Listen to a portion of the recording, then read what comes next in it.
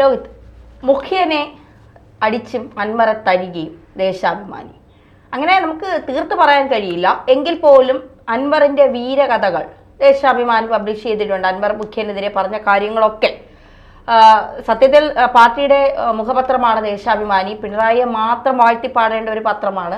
പക്ഷേ അൻവർ പറഞ്ഞതും കൂടി നൽകുന്നുണ്ട് എന്നുള്ളതാണ്. അപ്പോൾ അൻവറിനെ തഴുകുന്ന നിലപാടാണോ ദേശാഭിമാനി സ്വീകരിക്കുന്നത്? അത് അൻവറിനെ തഴുകുന്ന നിലപാടൊന്നും അല്ല. അത് ദേശാഭിമാനി അൻവർ പറഞ്ഞ കാര്യങ്ങൾ റിപ്പോർട്ട് ചെയ്തിരിക്കുന്നു. പക്ഷേ സാധാരണ അങ്ങനെ റിപ്പോർട്ട് ചെയ്യാറില്ല. അത് പക്ഷേ ഇത് വേറെ എന്തോ ഇതിന്റെ പിന്നാലെ വരുന്നുണ്ട് എന്ന് വേണം നമ്മൾ കരുതാൻ. കാത്തിരുന്ന് കാണാം. ഇന്നൊരു ദിവസം ഈ അൻവർ പറഞ്ഞ കാര്യങ്ങളെല്ലാം കൊടുത്തിട്ട് ചായന്റെ കാര്യത്തിൽ ആ തേങ്ങയ്ക്ക് യാതൊരു സംശയമില്ലാതെ പിണറായിയുടെ ഘട്ടത്തിലേക്ക് തന്നെ അത് ചായത്തുള്ളൂ. പിണറായിക്കെതിരെ ഒരു വികാരം ഒന്നുമില്ല. നോക്ക് ദേശാഭിമാനിയുടെ ഈ പൊതുവാർത്ത ഈ പേജിൽ 5-ാം നമ്പർ പേജിൽ കൊടുത്തിരിക്കുന്ന വാർത്തകൾ മുഴുവൻ ഇവിടുത്തെ മറ്റു മാധ്യമങ്ങൾക്കെതിരെയാണ്. അതായത് ഇപ്പൊ പിണറായി വിജയനെതിരെ പി വി അൻവർ പറഞ്ഞതോ പി വി അൻവറിനെതിരെ പിണറായി വിജയൻ പറയുന്നതോ പാർട്ടിക്കകത്തേക്ക് അടിയൊന്നുമല്ല. ഇതൊക്കെ റിപ്പോർട്ട് ചെയ്ത മാധ്യമങ്ങളെയാണ് കുറ്റപ്പെടുത്തുന്നത്. അതായത് ഈ മറ്റേ വയനാട് ദുരന്തത്തിന്റെ എസ്റ്റിമേറ്റ് പുറത്തുവിട്ടപ്പോൾ എന്തൊക്കെയോ തെറ്റായ വാർത്തകൾ മാധ്യമങ്ങൾ കൊടുത്തുവെന്നും അതിന്റെ നാണക്കേടിൽ നിന്ന് പുറത്തു ചാടാൻ വേണ്ടിയിട്ടാണ് ഇപ്പോൾ ഈ പി വി അൻവറിനെ തീയാക്കുന്നത് എന്നാണ് ദേശാഭിമാനി എഴുതുന്നത്. അപ്പോൾ സ്വാഭാവികമായി അത് മാത്രമല്ല, കീലേരി അച്ചുമാരുടെ മൗനം ഒരു വാർത്തയാണ്. ഗതാഗത നിയമലംഘനങ്ങൾ തടയാൻ ക്യാമറകൾ സ്ഥാപിച്ചപ്പോൾ സർക്കാർ യാത്രക്കാരെ കൊള്ളയടിക്കുന്നു, വേട്ടയാടുന്നു എന്നായിരുന്നു മാധ്യമങ്ങളുടെ കരച്ചിൽ. അപകട നിരക്ക് കുറഞ്ഞതിന്റെ കണക്കുകൾ വന്നപ്പോൾ ഞങ്ങൾ ആരും അറിഞ്ഞില്ല എന്ന മട്ടിലായി. നമുക്ക് അതായത് അല്ല, ഇവര് ക്യാമറ പ്രവർത്തിക്കുന്ന അവിടെ നിൽക്കട്ടെ, അതിന് കേരളത്തിന് പൈസ കൊടുക്കുന്ന കാര്യമൊക്കെ അവിടെ നിൽക്കട്ടെ. അതൊക്കെ പുതിയ ഗതാഗത വകുപ്പ് വന്ന് കൈകാര്യം ചെയ്യുന്നുണ്ടാവും. പുള്ളി വന്നപ്പം മറ്റേ ലൈസൻസ് കിട്ടും, RC ബുക്ക് കിട്ടും. ഇപ്പോഴും ലൈസൻസ് RC ബുക്ക് ഒന്നും ആർക്കും കിട്ടുന്നില്ല. പ്രിന്റ് ചെയ്യാനുള്ള പേപ്പറിന് കൊടുക്കാൻ ഇവരുടെ പൈസ ഇല്ല.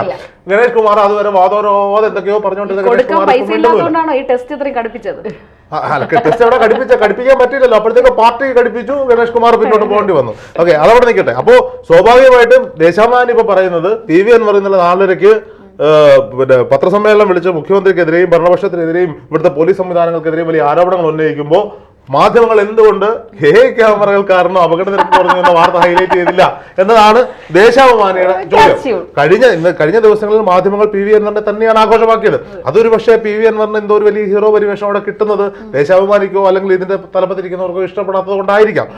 പക്ഷേ ഞാൻ ചോദിക്കട്ടെ, നേരത്തെ പറഞ്ഞത് തന്നെ വീണ്ടും ആവർത്തിക്കുന്നു, മാധ്യമങ്ങളൊന്നും എന്നും പി വി അൻവറിനൊപ്പം ഉണ്ടാവില്ല. അവർ ഒരു സമയത്ത് ഇത് കളഞ്ഞിട്ട് പോകും. അപ്പോൾ ദേശാഭിമാനിയെ സംബന്ധിച്ചിടത്തോളം ഈ വാർത്ത കൊടുക്കുമ്പോൾ അവർക്ക് പി വി അൻവർ പറഞ്ഞ കാര്യങ്ങൾ പറഞ്ഞു പോകാതിരിക്കാൻ സാധിക്കില്ല. പക്ഷെ ഇതെല്ലാം തെറ്റാണ് എന്ന തരത്തിലും അവരെഴുതുന്നുണ്ട്. സത്യം അറിയാനും അറിയിക്കാനും മനസ്സുണ്ടാകണം. സ്വന്തം ലേഖനം എഴുതിയിരിക്കുന്നുണ്ട്. പിണറായി വിജയന്റെ നല്ല ചിരിച്ചിരിക്കുന്ന പടമൊക്കെ അവർ കൊടുത്തിട്ടുണ്ട്. ഇപ്പൊ പിണറായി വിജയന്റെ ചിരിച്ചിരിക്കുന്ന പടം എനിക്ക് തോന്നുന്നു ദേശാഭിമാനി മാത്രമേ പ്രിന്റ് ചെയ്യുന്നുള്ളൂ. കഴിഞ്ഞ 2-3 ദിവസങ്ങളായി അവർക്ക് കിട്ടുന്നുള്ളൂ. വാദിക്കാനും ജയിക്കാനും അല്ല, സത്യം അറിയാനും അറിയിക്കുവാനുള്ള മനസ്സാണ് ഉണ്ടാകേണ്ടതെന്ന് മുഖ്യമന്ത്രി പിണറായി വിജയൻ. മതം, സ്ഥാപനങ്ങൾ, പ്രസ്ഥാനങ്ങൾ എന്നിവ ഇത് ഓർത്തു വെക്കണം.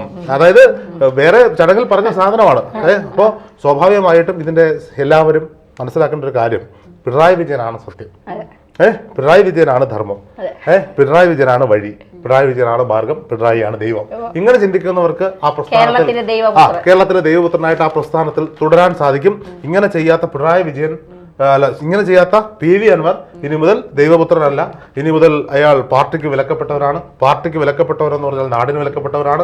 ആ നാടിന്റെ വിലക്കപ്പെട്ടവനെ എങ്ങനെയൊക്കെ നേരിടും? അവന്റെ വീടിന് നേരെ കരിയോലൊഴിക്കും.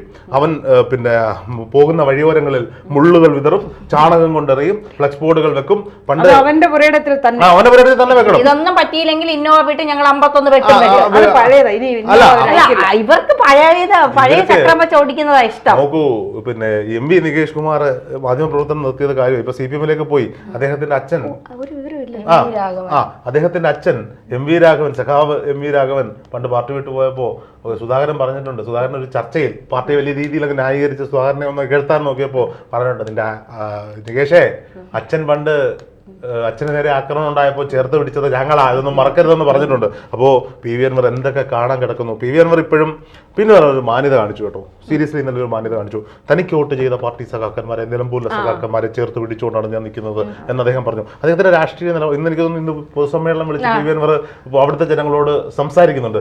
രാമലീല സിനിമ കാണുന്നത് അല്ലെ ഞായറാഴ്ച. പറയാനുള്ള സാഹചര്യം കോൺഫറൻസ് രാവിലെ മുതൽ ഏഷ്യാനെറ്റിന്റെ ലോഗോ വെച്ചിട്ട് ഒരു സ്ക്രീൻഷോട്ട് പ്രചരിക്കുന്നുണ്ടായിരുന്നു. അതായത് ആ സഖാക്കന്മാരെ അൻവർ തള്ളിപ്പറഞ്ഞ രീതിയിൽ അതിന് പ്രതികരണമായിട്ടാണ് അൻവർ പറഞ്ഞത്, ഒരിക്കലും എനിക്ക് വോട്ട് ചെയ്ത് ജയിപ്പിച്ച സഖാക്കന്മാരെ ഞാൻ തള്ളി. ഞാൻ പറഞ്ഞത് ഞാൻ ഇതിനകത്തൊരു രാമലീല സിനിമ മണക്കുന്നുണ്ട്. ഇപ്പം എനിക്ക് തോന്നുന്നു അൻവർ വീണ്ടും പണ്ട് കളഞ്ഞ ആ കോൺഗ്രസ് കുപ്പായം കോൺഗ്രസിനെ സംബന്ധിച്ചിടത്തോളം ആർക്കും എപ്പോഴും വരാം, എപ്പോഴും പോകാം. സ്വാഭാവികമാണ്. അതൊരു ജനാധിപത്യ പാർട്ടിയായിട്ടാണ്. മതേതരത്വ പാർട്ടിയാണ്. ജനാധിപത്യം മാത്രമല്ല, അവർ മതേതരത്തെ മുറുകെ പിടിക്കുന്ന ഈ കെ മുരളീധരൻ പറയുന്ന പോലെ ഒന്നും അല്ല, ആ ചാണ്ടിമുമ്പൻ പറഞ്ഞ പോലെ വേണം പറയാൻ. ഇനി നിനക്കൊരു പാർട്ടിയിലോട്ട് ഇവിടെ പൊക്കോ, ഈ പാർട്ടിക്ക് നല്ലത് ആ പാർട്ടിക്ക് നല്ലത്, നീ എന്തിനാണ് മനസ്സ് കയറി ഇവിടെ നിൽക്കുന്നേ? സന്തോഷമായിരിക്കും. എന്തോ ഇതിനകത്ത് ഒന്നുമില്ല. ഞാൻ വിശ്വസിക്കുന്ന പ്രസ്ഥാനം തെറ്റ് ചെയ്യുന്നു എന്ന് തോന്നിയാൽ, അതെനിക്ക് പറ്റുന്നില്ല എന്ന് തോന്നിയാൽ കളഞ്ഞേക്കണം. വേറെ രാഷ്ട്രീയ പാർട്ടിയിലേക്ക് പോവുകയോ പോകാതിരിക്കും, അത് നിങ്ങളുടെ ചോയ്സാണ്. എന്തിനാ തെറ്റിനൊപ്പം നടക്കുന്നത്? എന്തിനാണ് തെറ്റിനൊപ്പം നീക്കുന്നത്? അല്ലെങ്കിൽ തിരുത്തൽ ശക്തിയായി അവിടെ നിർത്താനുള്ള കപ്പാസിറ്റി ഉണ്ടാക്കണം. പി വി അൻവർ, ഞാൻ പറയുന്നത് പി വി അൻവർ വേറെ പാർട്ടിയിലോട്ടൊന്നും പോകരുത്. പി വി അൻവർ ഇതിനകത്ത് നിന്ന് പോരാടണം. പക്ഷെ അതിനുള്ള കപ്പാസിറ്റി. അല്ല, ഞാനൊരു കാര്യം ചോദിക്കട്ടെ, ഇപ്പൊ ഗോവിന്ദൻ മാസ്റ്റർക്ക് നന്നായിട്ട് അറിയാം പിണറായി ചെയ്യുന്ന കാര്യങ്ങൾ. പി വി അൻവർ ഇത്രയും വിളിച്ചു പറഞ്ഞെങ്കിൽ ഗോവിന്ദൻ മാസ്റ്റർക്ക് ഒരിക്കലും അറിയാതിരിക്കുക, കൊടിയേരിക്കും അറിയാമായിരുന്നിരിക്കാം പിണറായി പോകുന്ന വഴികൾ ശരിയല്ല, പിണറായിയുടെ രീതികൾ ശരിയല്ല. പക്ഷെ അവരാരും വിളിച്ചു പറഞ്ഞിട്ടില്ല. ഇപ്പോഴും ഗോവിന്ദൻ മാസ്റ്റർ പറയുന്നത് ഇത് ഗൂഢാലോചനയാണ്, പി വി അൻവറിന്റെ പുറകിൽ ആരൊക്കെയോ ഉണ്ട്, ഇത് ഗൂഢാലോചനയാണ് എന്നാണ്. ഈ ഗോവിന്ദൻ മാസ്റ്ററിന് ഇല്ലാത്ത ധൈര്യം പി വി അൻവർ കാണിച്ചപ്പോൾ ഗോവിന്ദൻ മാസ്റ്റർ എന്താണ് ഇത്ര അസ്വസ്ഥനാകുന്നത്? അല്ല, സ്വാഭാവികമായിട്ട് ഞാൻ പറഞ്ഞില്ലേ, പാർട്ടിയാണ് കോടതി, പാർട്ടിയാണ് ദൈവം. പിണറായിയാണ് കോടതി, പിണറായി പിണറായി. അപ്പൊ സ്വാഭാവികമായിട്ടും അത് പിന്നെ അവിടെ അങ്ങനെ നിൽക്കുകയാണ്. നോക്കൂ, ഈ ക്യാപ്സ്യൂളുകൾ, എത്രയോ ലോഡ് ക്യാപ്സ്യൂളുകൾ എല്ലാ ബ്രാഞ്ച് കമ്മിറ്റികളിലേക്കും കേന്ദ്ര കമ്മിറ്റിയിൽ നിന്ന് തന്നെ നേരിട്ട് ഇറക്കി കൊടുക്കുന്നു എന്നാണ് കേട്ടത്. ലോറിയിലാണോ കണ്ടെയ്നറിലാണോ അത് വിതരണം ഇന്നലെ തുടങ്ങി. കാരണം ഈ പാർട്ടി ഓഫീസുകൾ കണ്ട ആഴ്ച ലോക്കൽ കമ്മിറ്റി ഓഫീസുകളിൽ SFI-ക്കാര് പിള്ളേരെ വന്ന്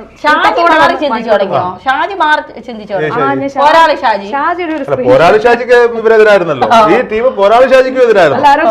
ഷാജി അൻവറിന്റെ ഫേക്ക് ഐഡിയ ആണോ? അല്ല, പോരാളി ഷാജി പണ്ടോട്ട് ഇവിടെ ഉണ്ട്. അതുകൊണ്ട് അത് ഞാൻ പറഞ്ഞു വന്നതല്ല.